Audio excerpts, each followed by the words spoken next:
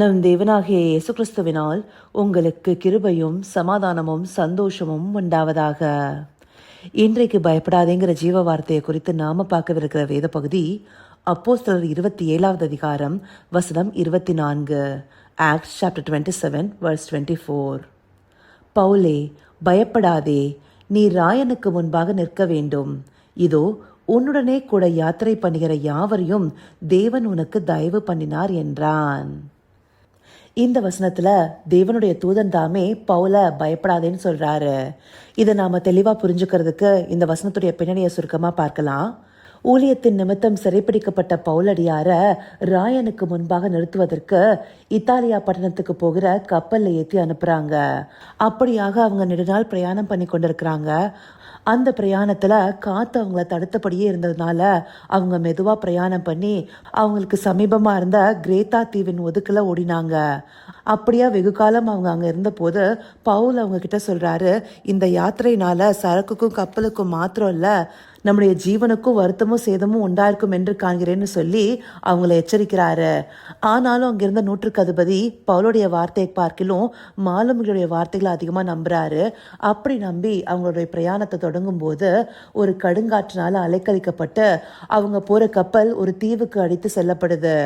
அப்படி அந்த தீவுல அவங்க ரொம்ப நாள் தங்கியிருக்கிறாங்க. அவங்களுக்கு சாப்பிட்றதுக்கு எந்த போஜனமும் இல்லை.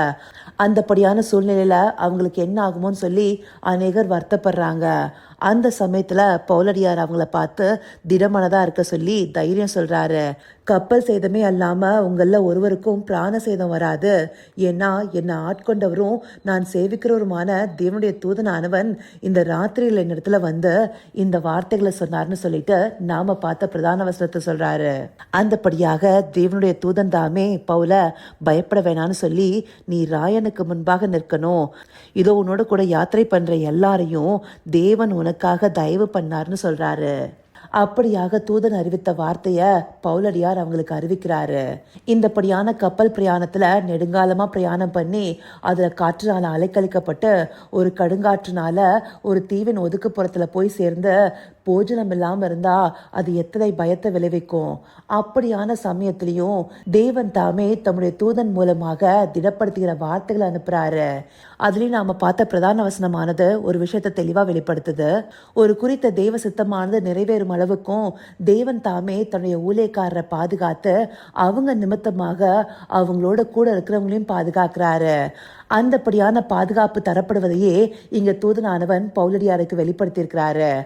அந்தபடியான கலக்கமான நேரத்துல பயப்படாதேன்னு திடப்படுத்துகிற வார்த்தைகளையும் சொல்றாரு. இப்படி தேவ சித்தம் நம்ம மேல இருக்கும்போது நம்மை சுற்றிலும் எப்படிப்பட்ட சூழ்நிலைகள் வந்தாலும் அந்த சூழ்நிலை நிமித்தமாக நாம எந்த பாதிப்பும் அடையாதபடி தேவன் தாமே பாதுகாப்பாரு.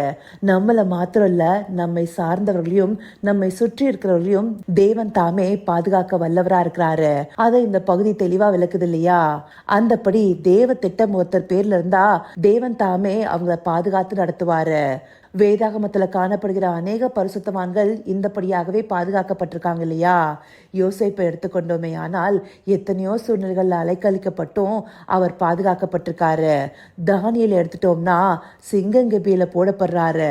அவருக்கு எந்த சேதமும் அணுகாதபடி அவர் காக்கப்படுகிறாரு.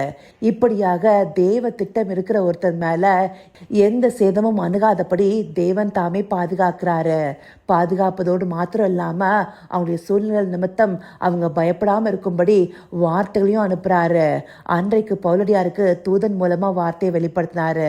இன்றைக்கு நமக்கு நம்மை சுற்றிலும் போர்மயமான சூழ்நிலைகள் இருந்தாலும் சரி, இல்ல எந்தபடியான விலைவாசி ஏற்ற இறக்கம் இருந்தாலும் சரி, இதற்கு மத்தியில தேவன் நம்மை பாதுகாக்க வல்லவரா இருக்கிறாங்கிறத தெளிவுபடுத்துறாரு.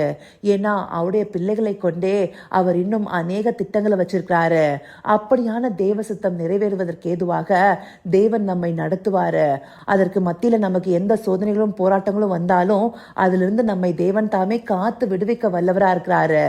இந்த நம்பிக்கையில நாமும் பயப்படாம தேவ சித்தம் நிறைவேறுவதற்கு ஏதுவாக நடந்து கொள்ளணும். இதை நாம புரிந்து கொண்டு பயப்படாம இருப்பதற்காகவே இந்த வார்த்தைகள் நமக்கு காண்பிக்கப்பட்டிருக்கு. இதை அறிந்து கொண்டு நம்முடைய சூழ்நிலைகளை பார்த்து பயப்படாம நம்மீது இருக்கிற தேவ சித்தத்தை நோக்கி ஓட அவரை நோக்கி பார்ப்போமா? கர்த்தாவே, தேவாதி தேவனே, உமக்கே இந்த வேலையில நன்றி செலுத்துகிறோம் ராஜா. அப்பா, உம்முடைய குறித்த தேவ சித்தம் ஒருத்தர் பேர்ல இருக்கும்போது அவர்களை சரியான பாதைகளை நடத்தி எல்லா சூழலிலிருந்தும் காத்து நடத்த வல்லவரா இருக்கீங்கிறத இந்த பகுதிகள் மூலமா எங்களுக்கு காண்பிச்சிருக்கீங்க தகப்பனே. அப்படியாக எங்களை நெருக்கி பயமுறுத்துகிற எப்படிப்பட்ட சூழ்நிலைகள் வந்தாலும் தேவரீர் தாமே எங்களை காத்துக்கொள்ள வல்லவரா இருக்கீங்கிறத அறிந்து கொண்டு திடமனதா இருக்கணும் தகப்பனே. ஆம் ராஜா, அந்தபடியாக பயப்படாம நீங்க நியமித்த பாதையில முன்னோக்கி ஓட தேவரீர் தாமே எங்களுக்கு தயவு பாராட்டுங்க. அப்படியே நீங்க பாராட்ட போகிற கிருபைக்காய் நன்றி. சகலவித துதி மகிமை கனம் யாவும் ஒருவருக்கே செலுத்துகிறோம். இயேசு கிறிஸ்துவின் மூலமாய் வேண்டிக் கொள்கிறேன் பிதாவே. ஆமேன், ஆமேன்.